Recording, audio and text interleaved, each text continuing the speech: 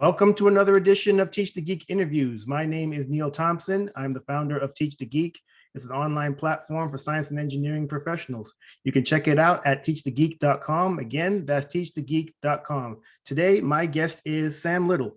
After working for years in the industry, he founded Beyondware to develop better 3D visualization tools for civil engineers. It's always interesting to speak to people who go out and start their own thing and have the courage to do it. I'm curious to find out more about Beyondware, the work that Sam did for Beyondware to prepare him for his entrepreneurship journey, and the ways in which public speaking has benefited him along the journey. Welcome to Teach the Geek interview, Sam. Thank you, Neil. So from the bit of research I did on you, I saw that you studied civil engineering. So what was the motivation to study that degree? Sure. Well, I actually started in mechanical engineering. I always loved robotics and Legos and stuff like that. And I went to school at University of Nevada, Las Vegas, also known as UNLV. And about halfway through, they informed me that to be a mechanical engineer, we would probably have to move somewhere like Detroit or the South. There just wasn't a lot unless we want to get into like HVAC, which I didn't.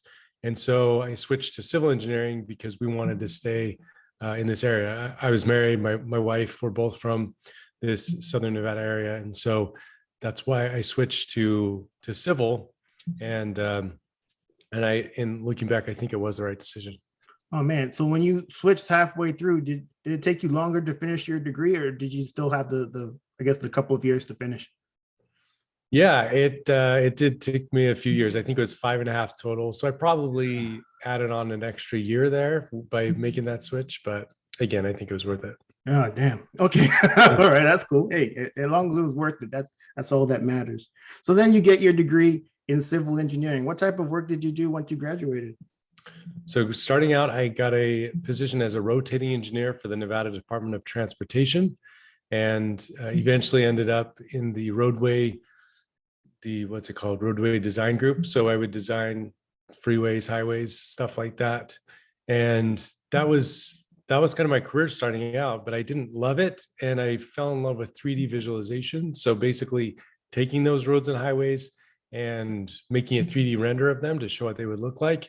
And so that's, within the first year or two of my career, I kind of knew that I wanted to take it in the new direction with 3D visualization. Interesting. I've never heard the term rotating engineer. Is that just a person that is an engineer and just does different things within the department?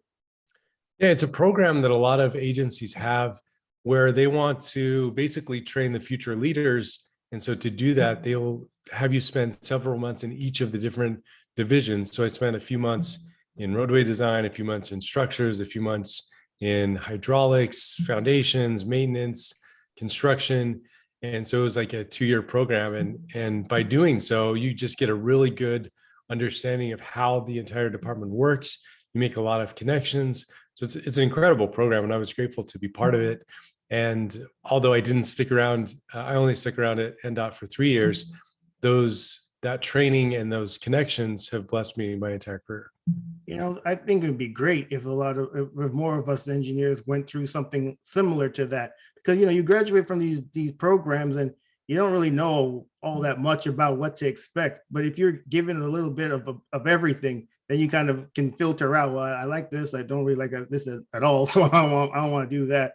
But yeah, that sounds like a great idea for places to have that kind of program. But eventually, as you alluded to, you developed this interest in 3D visualization to the point where you started your own business that sort of revolves around it. What was the motivation to go off on your own and start your own thing? Again, when I started doing engineering, I knew I didn't love it and fell in love with 3D visualization. And so, I was married, I had kids, I wanted to provide for them. I wanted to realize my goal of being a licensed engineer. And here in Nevada, I think it's similar in a lot of places. You have to pass the FE exam, the PE exam, and you have to get 4 years of experience. And I had already passed both of the exams. And so I stuck around 3 years at NDOT and then another year at Kimley-Horn to get the license. But once I got my license, then I knew it was time to actually start doing 3D visualization full-time by starting a company called Civil FX. Oh, okay, nice. So now you have your own business and you're ripping and rolling. But so Civil Effects, did Civil Effects become Beyondware, or is Beyondware a different company? Yeah, so for 6 years, I grew Civil FX to the point where we had 10 employees. Again, my background was in civil engineering. I wasn't any sort of artist. And so I hired artists and programmers. And we basically had a video game studio that just made 3D visualization for transportation and infrastructure. And then in 2020, I was approached by a company called Parametrics, and they bought Civil FX. And they took 7 of the employees, and I took myself and 2 others and started Beyondware to make. So Civil FX, we provided 3D visualization services. With Beyondware, we're making software and tools where the engineers can do their own visualization. So it's an entirely new company. Oh, nice. Okay, so you started off with Civil Effects. You did that for a while.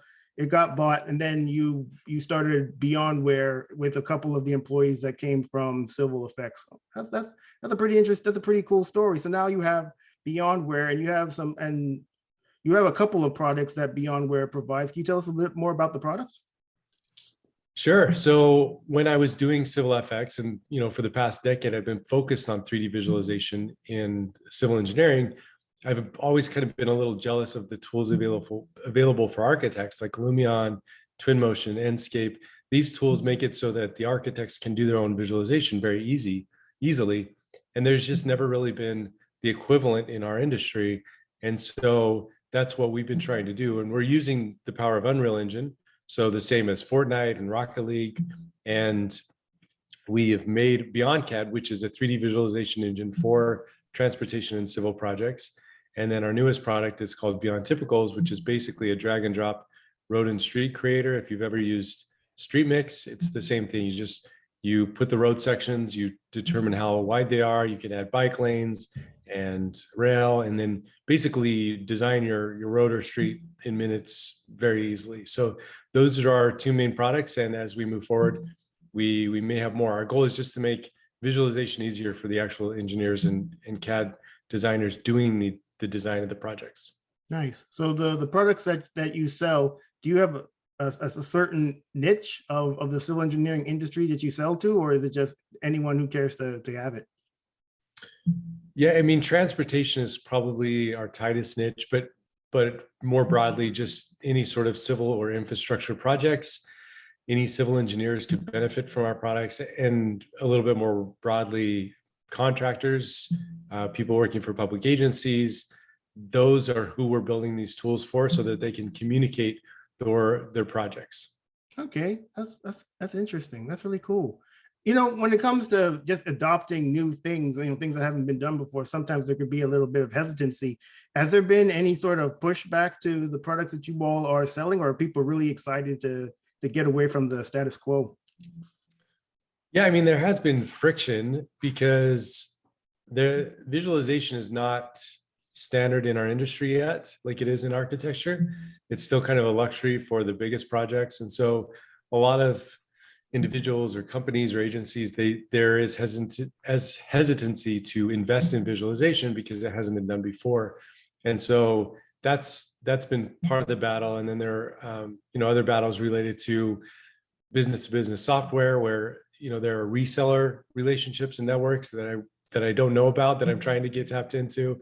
And so there has been some friction, and the further along we go, the easier it is being to sell this stuff.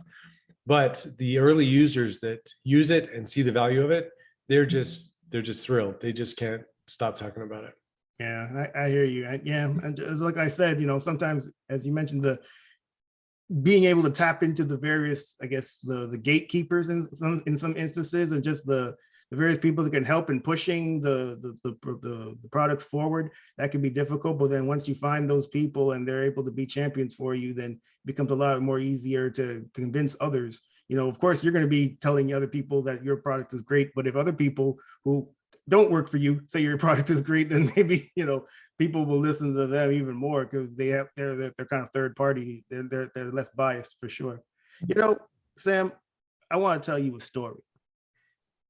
And this story has to do with the whole goal of this whole podcast and YouTube channel. So I started this off because I wanted to help people in the technical fields improve in their presentation skills. And it's all started with me having to give presentations in front of people and not being all that great at it. and me getting better at it because I didn't want to look like a fool every time I had to give one of these presentations. I used to sweat profusely. It was ridiculous. I wanted to get that under control. So I'm just kind of curious, is speaking in front of people, even based on what you do now with Beyondware, is that something that you've always been good at? And if not, what'd you do to get better at it? I know a lot of people, like, their biggest fear in life is speaking in front of people. And it's never really been like that for me. But, when I first started out, especially like in college, those early days of giving presentations, it definitely wasn't that comfortable. And in college, we had to do a Toastmaster class. I think that was helpful. But just over time, especially because I wanted to be my own boss and do my own businesses, you kind of just have to learn how to communicate. You're a salesman. Like, everyone needs to be their own salesman, but especially me when I'm trying to build businesses and sell products and stuff. So I've had to do a lot of conferences. Well, I've been able to do a lot of conference presentations like APWA, ASCE, and so on. And so each of those experiences has helped me more clearly communicate what I'm trying to convey. And then along the way, I've had many other opportunities in church. I've been in leadership positions where I've communicated in front of large crowds on an ongoing basis. And so it's been a skill that has been developed, some deliberately, but also just through the decisions that I've made that have led me to this point. And now, even the way I'm talking to you through a video conference, that is a skill in and of itself. Like, when COVID started, I was just like, oh, I've spoken in front of people, I can do a webinar, but it's a different skill. Like, I was just talking to my wife about how I've had to practice, sitting still, good posture, getting the microphone in the right spot. So speaking in front of people is something that I've been grateful to have a lot of experience of, but it's not, there are different ways to speak in front of people, and I'm anxious to get better at all of them. Yeah, it's funny you mentioned giving presentations over the internet and it being a different skill. And you're absolutely right, because at least when you're giving them in front of people, you can kind of see what the people are doing to see if whatever you're saying is kind of is if they're actually getting it. You can tell from their facial expressions in most cases. But because people can have their cameras off, you have no clue if people are even there. You can very well be speaking to nobody. So it certainly can be a bit jarring giving presentations over the internet. And then I take your point with also doing presentations and conferences. When I first started Teach the Geek, that was also one of the motivations. When I worked as an engineer, I used to have to go to conferences, and sitting through some of those conference talks, it was a challenge in a lot of cases, because some of these presenters, they'd read their slides, they wouldn't look at the audience, and then you have no clue what they were talking about because they didn't engage you. And so you just kind of were just sitting there and just thinking, what am I going to have for lunch? You're not even thinking about the presentation at that point. So that was another motivation for me for starting Teach the Geek, is in helping people that have to do those type of conference talks, especially with a lot of technical jargon or technical information that perhaps people in the audience may not understand, and putting it in such a way that they can. So that was definitely a motivation as well. So I commend you for doing those talks and even seeing the benefit of, or seeing the difference between in-person presentations and those that you do via online, like webinars. So that was smart on your part. Yeah, and I think it also gives there are lots of opportunities for engineers to stand out, because like you said, I think by personality types, a lot of engineers aren't comfortable speaking in front of people, or they are drowning in slides that have a lot of technical information on them.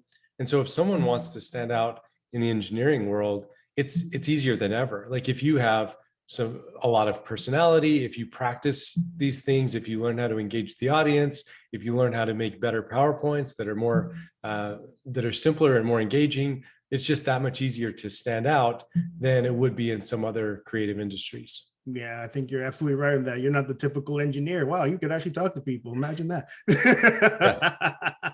When it comes to the presentations that you do you have a process for putting them together? And if so, what is it?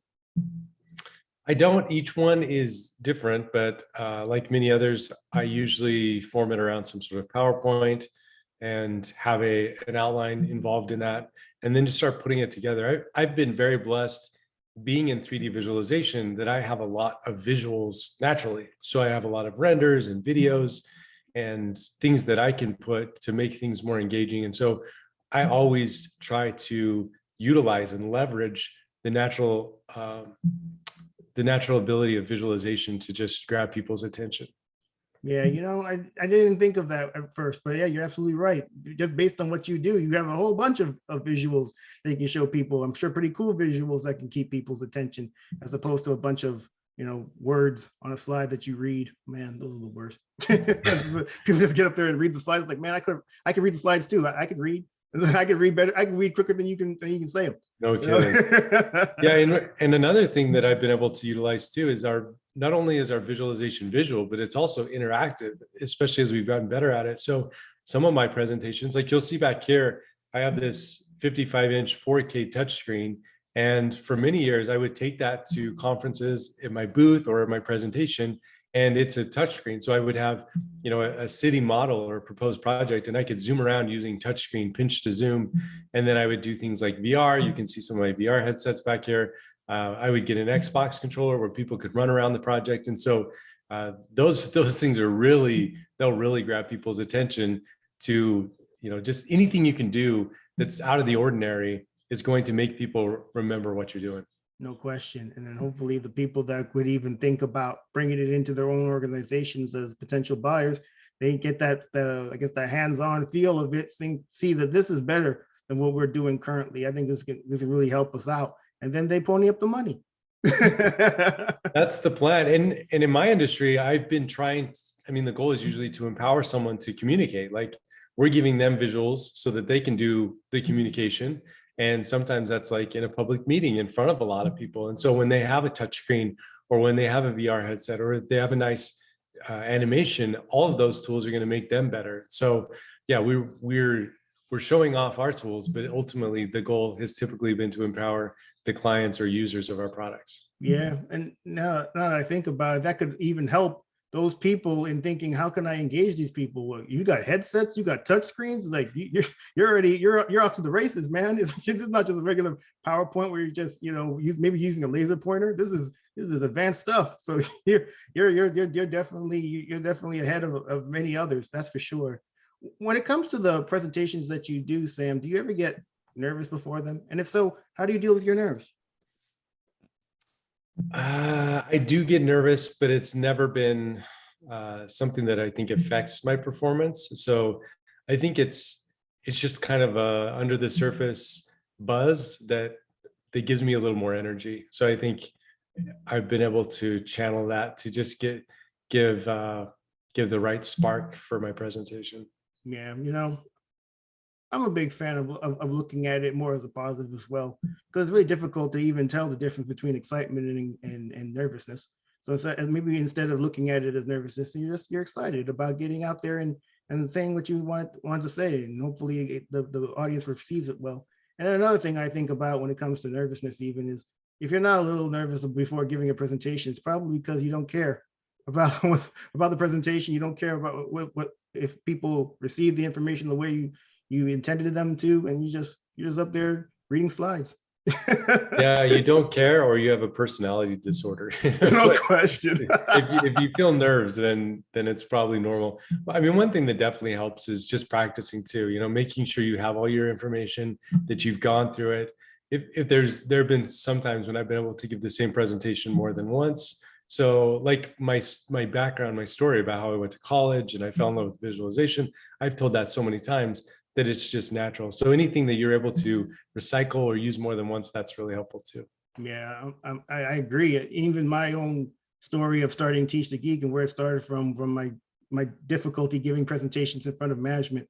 I've said that story so many times. It's old hat at this point. I tried to add different things to it to try to make it more interesting to me because I've said it so many times. But I fully agree. And I take your point on practicing beforehand. Certainly you don't want to practice to the point where it sounds robotic, but I'm a big fan of practicing presentations beforehand, because you can figure out the best way or the most optimal way to put the presentation together. I have a friend and he makes fun of me, Sam. He makes fun of the fact that I practice my presentation beforehand, because a lot of times he just gets up there and wings it. But you know what? It shows. It absolutely shows that he winged it, as opposed to someone who maybe practiced it maybe this part of the presentation I say first, and then this part second, this part third. When you're winging it, it's just coming out as it comes out. So it may not come out in the best way. And if you're talking to people who don't even have the same technical expertise as you, and you try winging it, and you're not putting it in such a way that's clear and understandable, you're setting yourself up for failure, in my opinion. Yeah, I mean, if you did a spectrum, I mean, on one end is you're memorizing everything and doing it verbatim, and then the other end is you're completely winging it. You don't even think about it beforehand. I think the goal is somewhere in the middle where you have a lot of topics that you're very familiar with, you've practiced, you've gone through it, but it's also flexible enough that you can adjust it on the fly, because it's, especially like you said, there are challenges on a webinar or something, but if you're in person, you can see people's reaction, you can see if they're falling asleep, and then you can kind of tailor it and adjust it in a way to keep it engaging. So yeah, we need to find that balance. You don't want to read or memorize word for word, but you also don't want to be winging it. You want to be in that flow zone where you can really give the most dynamic presentation possible. Yeah, I firmly believe what you're saying. You certainly don't want to memorize word for word, because when you do that, then if you miss a word, then you get tripped up. It's like, oh crap, what was the next word? Yeah, exactly.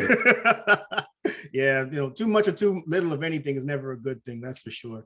So for the people who are listening or watching this conversation, Sam, if you were to provide one tip to become more effective at presenting in front of others, what would it be? My tip would be to practice as much as possible. Take every opportunity, whether it's just a Zoom call with someone in your industry, a connection that you have, or if it's a conference presentation, or if it's a lunch and learn, like just raise your hand and just do it. And you're going to be worried that you're going to do it poorly. And to be honest, you probably will starting out, but the more you do it, the more comfortable it's going to be. So just raise your hand, just say yes to any opportunity you have to communicate. Yeah, I firmly believe in that too, Sam. You can listen to all the podcasts, read all the books, watch all the YouTube videos, but until you actually get out there and do it, you're probably not going to improve. And you're right; those first few presentations aren't going to be all that great, most likely. And that certainly was the case for me when I first started giving those presentations in front of management. But practice makes progress. You get better the more you do it. That's for sure. Well, thanks for being a guest, Sam. I really appreciate you being here. How can people get in touch with you? Well, you can visit our website, beyondware.com. You can also connect with me on LinkedIn, linkedin.com/in/Sam Lytle, Lytle. And if you want, you can email me, sam@beyondcad.com. Excellent. Well, everyone, that marks the end of another edition of Teach the Geek interviews. My name is Neil Thompson, founder of Teach the Geek. It's an online platform for science and engineering professionals. You can find out about it at teachthegeek.com. Again, that's teachthegeek.com. Until next time, take care and stay safe. Thanks, Sam. Thanks, Neil.